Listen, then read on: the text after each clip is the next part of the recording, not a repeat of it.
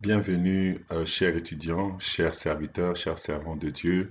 Je suis encore dans la joie de vous voir connectés nombreux à ce cours que nous sommes en train de faire sur la compassion des âmes. Soyez bénis, soyez richement bénis, que mon Dieu se souvienne de vous, que mon Dieu vous bénisse abondamment. Nous continuons encore notre thème sur la compassion des âmes que nous avons commencé depuis quelques temps. Nous avons vu plusieurs chapitres ensemble. Aujourd'hui, nous voulons encore aller en profondeur avec le cinquième chapitre. Alors, j'aimerais juste prier avant d'aller en profondeur avec notre message.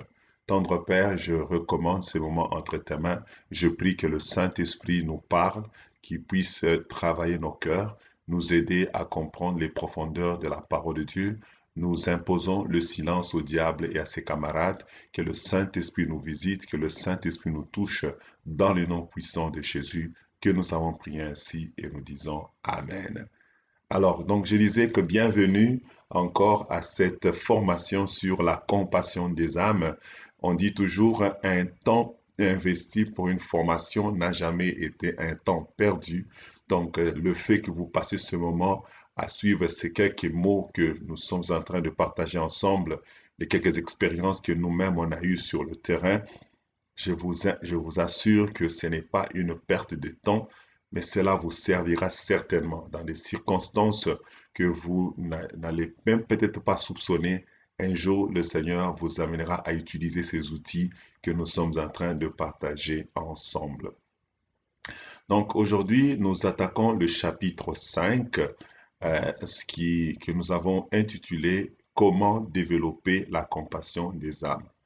Il m'a semblé être nécessaire, après avoir parlé de la compassion des âmes, pour savoir d'abord l'importance de cette compassion.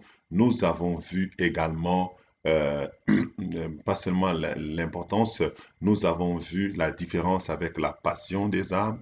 Nous avons parlé que c'est possible d'être un homme passionné mais sans compassion. Mais le vœu de Dieu, c'est que nous soyons passionnés, mais aussi que nous ayons un cœur rempli de compassion pour les âmes vers lesquelles il nous envoie. Et dans le ministère ou dans le travail d'un missionnaire, la compassion a une grande place parce que nous allons rencontrer des défis qui peuvent nous pousser à abandonner. Nous allons rencontrer l'ingratitude des hommes, l'ingratitude des femmes.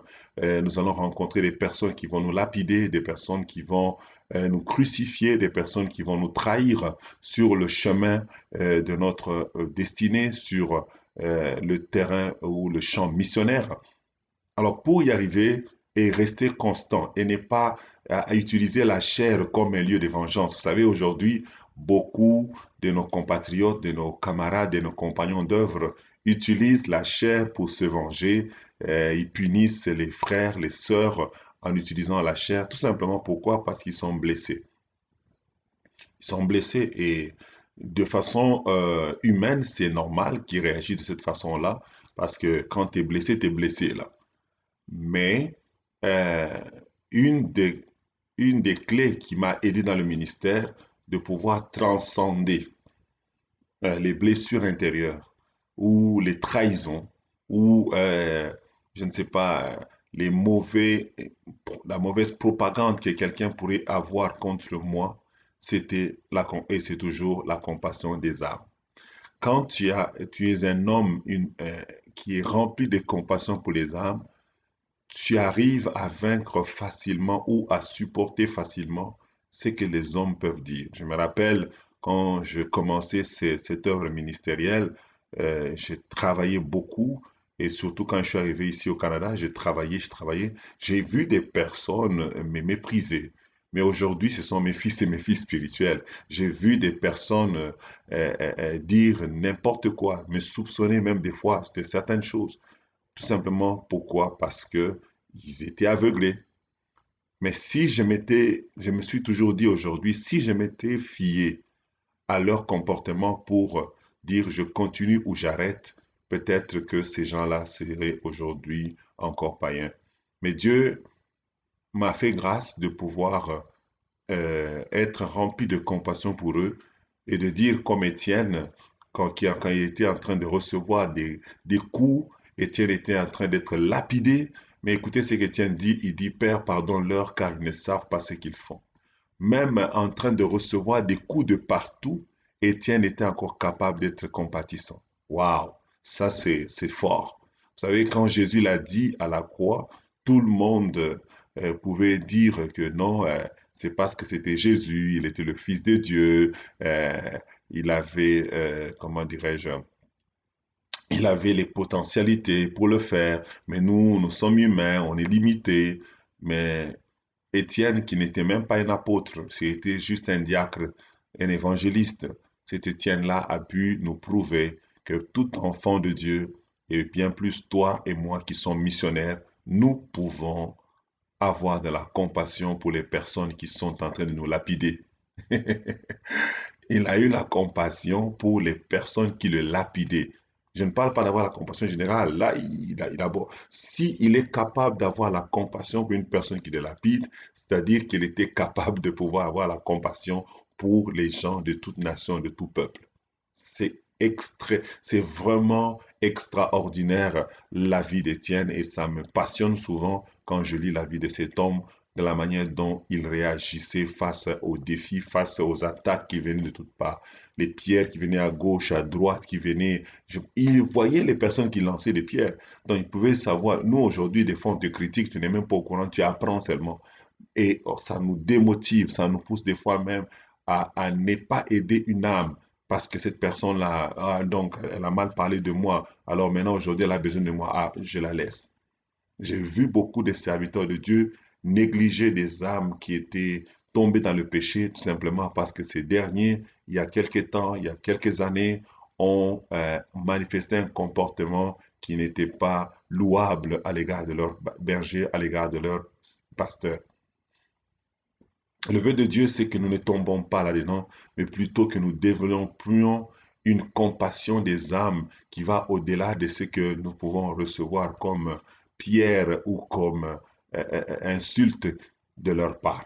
C'est très, très important. Alors voilà pourquoi ce chapitre, nous voulons un peu nous attarder là-dessus. Comment est-ce qu'on peut y arriver?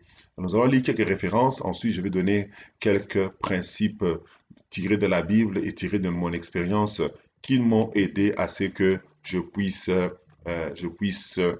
développer et je continue encore à développer la compassion des âmes dans ma vie et surtout sur le champ missionnaire.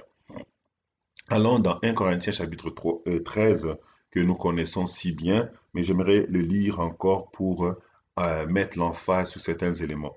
La Bible dit, quand je parlerai les langues des hommes et des anges, si je n'ai pas la charité, si je n'ai pas la charité, je suis un airain qui résonne ou une cymbale qui retentit. Et quand j'aurai le don de prophétie, la science de tous les mystères et toute la connaissance, quand j'aurai même toute la foi jusqu'à transporter des montagnes, si je n'ai pas la charité, je ne suis rien. Oh, oh. On a dit, je ne suis rien, même si je suis missionnaire, même si j'ai bâti plusieurs églises, même si j'ai fait beaucoup de réveils, même si je prophétise avec précision, même si quand je prêche, il y a la révélation profonde. La Bible dit, si je n'ai pas la charité, je ne suis rien du tout. Verset 3 pour terminer, on dit, et quand je distribuerai tous mes biens pour la nourriture des pauvres. Vous voyez, souvent les missionnaires, quand nous arrivons à des endroits, on donne des habits, on donne ceci. La Bible dit, si on n'a pas la charité, c'est pourquoi je disais dans les autres chapitres que si nos actions ne sont pas motivées par la compassion, on n'est pas en train de faire l'œuvre missionnaire. Ce qui doit être l'élan ou le moteur de nos actions, prédication, œuvre de charité, je ne sais pas, construire des bâtiments, aider les gens, prier pour les malades, ça ne doit pas être motivé par autre chose que la compassion. J'ai compassion de vous, j'ai compassion de votre situation, voilà pourquoi je m'engage de bâtir une école pour vous. J'ai compassion pour votre situation, voilà pourquoi je m'engage de vous partager l'évangile. Tel devrait être notre moteur. La Bible dit, quand je livrerai même mon corps pour être brûlé, si je n'ai pas la charité, cela me sert de rien. Donc, c'est très important que nous puissions développer la compassion des âmes parce que c'est le moteur de notre action. C'est ce qui fait que ce que nous faisons est noté au ciel. Ce que nous faisons a de la valeur au ciel. Ça commence par quelle est la motivation qui nous anime en le faisant. La Bible nous dit également dans 1 Jean, chapitre 3, verset 17, si quelqu'un possède les biens du monde, ok, possède quelque chose, et que, voyant son frère dans le besoin, lui ferme ses entrailles, comment l'amour de Dieu demeure-t-il en lui? Petits enfants, n'aimons pas en parole et avec la langue, mais en action et avec vérité. Nous avons dit que la compassion, c'est cette caractéristique qui permet à un homme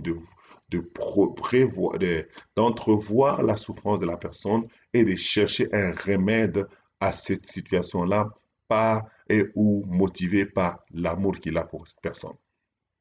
Et la Bible nous dit, si nous possédons des choses comme toi et moi en tant que missionnaires, nous possédons la vérité, nous avons reçu Jésus, nous avons la solution de l'humanité, Christ est en nous, l'espérance de la gloire. La Bible dit, si nous possédons cela et que nous voyons des gens dans le besoin, des gens qui ont besoin de Jésus, des gens qui ont besoin de son intervention, des gens qui ont besoin d'être sauvés, et que nous fermons nos entrailles, c'est-à-dire nous refusons de leur manifester cela, elle lui dit, comment est-ce qu'il y a l'amour? L'amour consiste à donner. Dieu a tant aimé le monde qu'il a donné. On ne peut pas juste le faire avec un part. Oui, je t'aime beaucoup, moi j'aime beaucoup les païens. Mais qu'est-ce que tu fais? Est-ce que tu as une attitude, un comportement qui manifeste ta compassion pour leur vie? Ou c'est juste des paroles qui se dit? La Bible dit dans Éphésiens chapitre 5, verset 2, on dit marcher dans l'amour à l'exemple de Christ. Christ est le missionnaire par excellence. Si vous voulez étudier comment un missionnaire doit se conduire envers les païens, lisez la vie de Jésus. Vous allez vous rendre compte que Jésus, il aimait tout le monde. Les buveurs, les prostituées, les gens de toute nation, les gens de tout peuple. Jésus ne faisait exception de personne. Et cet amour-là l'a poussé à gagner des vies, à faire en sorte que plusieurs personnes puissent donner leur vie au Seigneur. C'est très important et très capital en tant qu'enfant de Dieu et bien plus en tant que serviteur de Dieu que nous puissions travailler notre compassion. Et Hébreux chapitre 13, le verset 1 nous dit, persévérer dans l'amour fraternel.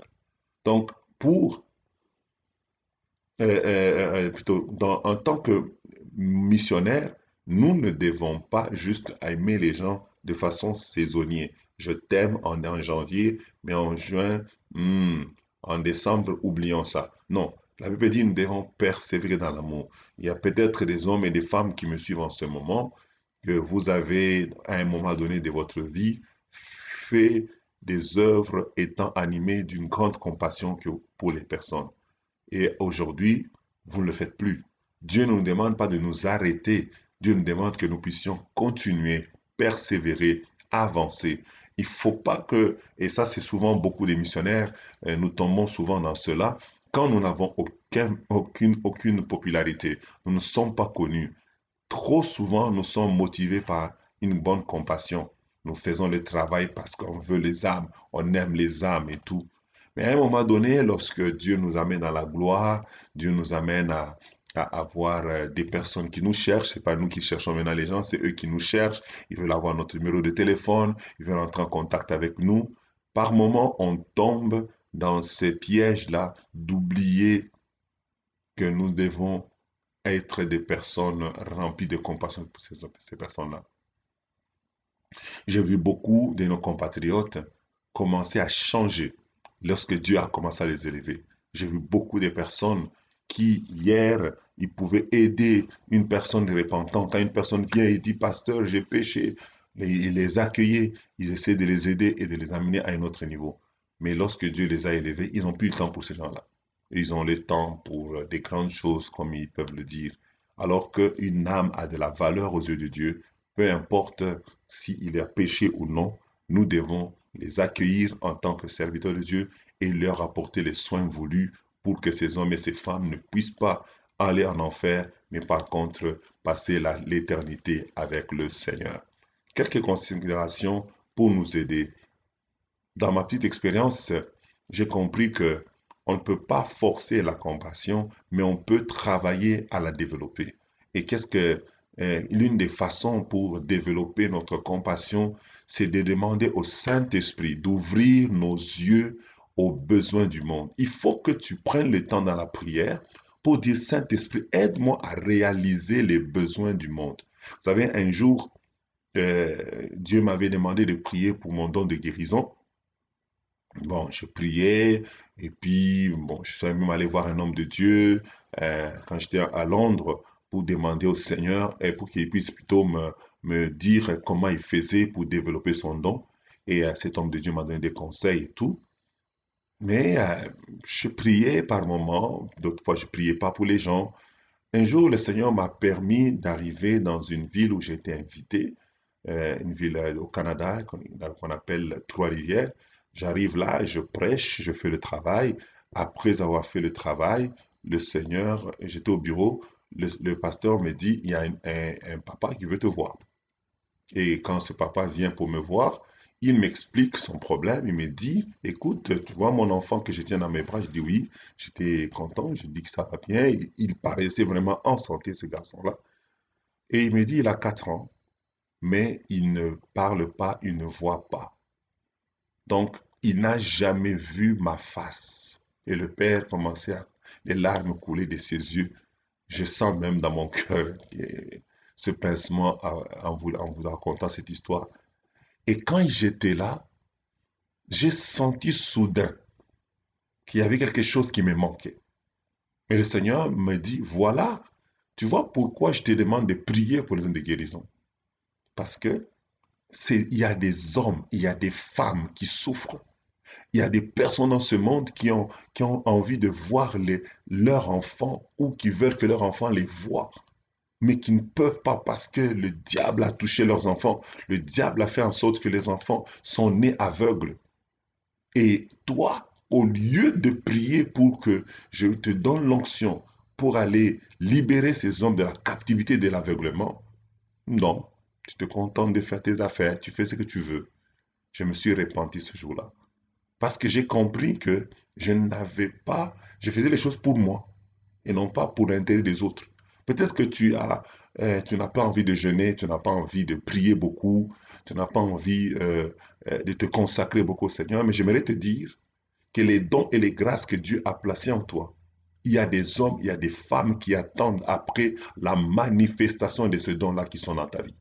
Il y a des personnes qui pleurent aujourd'hui, qui sont en train de souffrir aujourd'hui, attendant que ton don crie, attendant que ta grâce puisse crier, que ta grâce puisse s'exprimer afin de pouvoir les libérer de leur chaîne. Il y a des malades qui t'attendent. Et ce n'est que lorsque tu prends le temps de prier le Seigneur pour avoir qu'il ouvre tes yeux aux besoins du monde, que tu vas développer cette compassion. Cette compassion va te pousser à pouvoir chercher Dieu, prier Dieu et aller vers ces hommes-là pour faire des actions afin de les aider à sortir de cette situation compliquée. Ça peut être un problème de santé, ça peut être un problème carrément spirituel. Nous devons demander au Saint-Esprit de nous ouvrir les yeux. C'est l'une des façons de développer notre compassion pour les âmes perdues. La deuxième chose, il faut demander au Dieu d'ouvrir, de nous aider à multiplier les actes de bonté envers les gens. Il faut multiplier les actes de bonté. Sois un homme bon. C'est plus, on dit c'est en forgeant qu'on devient forgeron. Plus tu es en train de multiplier tes actes de bonté, tu es en train d'aiguiser, tu es en train d'aiguiser cette compassion des âmes en toi. Il y a une dose de compassion, mais tu peux la développer lorsque tu le fais. Plus tu le fais, tu vois qu'il y en a le besoin, fais-le. Des fois, ta chair n'a pas envie de le faire. Impose à ta chair de le faire. Dis à ton âme, c'est moi qui suis le maître on va faire cette œuvre de bonté. Et ces actes de bonté-là, plus on les fait, plus on développe une compassion pour les âmes. L'autre point pour développer, c'est demander au Seigneur d'être rempli de compassion en voyant les besoins autour de nous. Vous savez, on peut avoir les yeux ouverts, sachant que les gens ont besoin de guérison, les gens ont besoin de ceci, mais sans en avoir la compassion. On peut juste être conscient. Demander au Saint-Esprit de nous rendre conscient, c'est déjà un fait. Parce que moi, quand je vivais, je pensais que, bon, tout le monde est bien, là. Moi, j'ai ma femme, j'ai mes enfants, mais il y a des personnes qui sont mariées qui souffrent. Il y a des personnes qui sont mariées mais qui n'ont pas d'enfants. Donc, c'est quand Dieu t'ouvre les yeux, tu réalises, ah, j'ai une grâce d'avoir des enfants. Donc, il y a des personnes qui souffrent. Alors, je veux prier Dieu pour qu'il me donne la capacité, l'onction pour aider ces hommes-là à aussi vivre la même bénédiction que celle que moi j'ai vécue. Mais il faut aussi demander à Dieu d'avoir la compassion, parce que ça doit être la compassion qui doit nous pousser à le faire. Comme on a dit dans 1 Corinthiens, on dit, si même je donnais tous mes habits à quelqu'un, si je n'ai pas la compassion, cela ne sert à rien. Pour que cela soit noté au ciel, que tu es un homme d'action, il faut d'abord que tu sois rempli, que je sois rempli de compassion. Et pour que cela soit aussi bien accueilli par les personnes vers lesquelles nous allons manifester notre aide, il faut que nous soyons remplis de compassion. Parce que les hommes et les femmes ne sont pas stupides. Quand nous allons vers eux, nous leur donnons des habits, nous leur donnons de l'attention, ils peuvent sentir dans leur esprit que cet homme m'aime tellement, c'est pourquoi il fait. Cet homme compatit tellement à ma situation, voilà pourquoi il fait. Ou cet homme essaie de m'utiliser pour faire sa propagande. Ou essaie de m'utiliser pour, je ne sais pas, être connu dans le monde. Mais nous devons plutôt demander au Saint-Esprit de nous remplir de la compassion chaque fois que nous voyons les besoins des hommes autour de nous. Et la dernière chose que moi je fais souvent, c'est de demander au Seigneur d'être utilisé pour changer la vie des gens par l'Évangile. Demander au Seigneur d'être un instrument entre ses mains, un instrument de changement, un instrument qui peut amener les vies à changer. Le but de la mission, ce n'est pas d'être connu. Le but de la mission, c'est que les âmes soient sauvées, que des vies soient changées. Et pour y arriver, le Seigneur nous utilise, nous. Alors, tu as besoin de demander au Seigneur, utilise-moi pour cet objectif-là. Utilise-moi pour atteindre ce but-là. Plus tu vas demander cela au Seigneur, plus tu vas développer en toi cette compassion pour les âmes. Cette compassion pour les âmes. Parce que en demandant à Dieu, le chemin pour atteindre les gens, ça passe par la compassion. Le Seigneur va t'utiliser, il va t'aider à comprendre, à ressentir ce que lui ressent, afin que tu sois un instrument efficace entre ses mains pour le salut des âmes. Que Dieu vous bénisse, que sa grâce soit votre partage, et je prie que ces quelques mots et ces quelques paroles que nous avons vues au travers de ce cours puissent amener un homme, une femme à pouvoir développer la compassion des âmes. Soyez bénis et on se voit au prochain cours.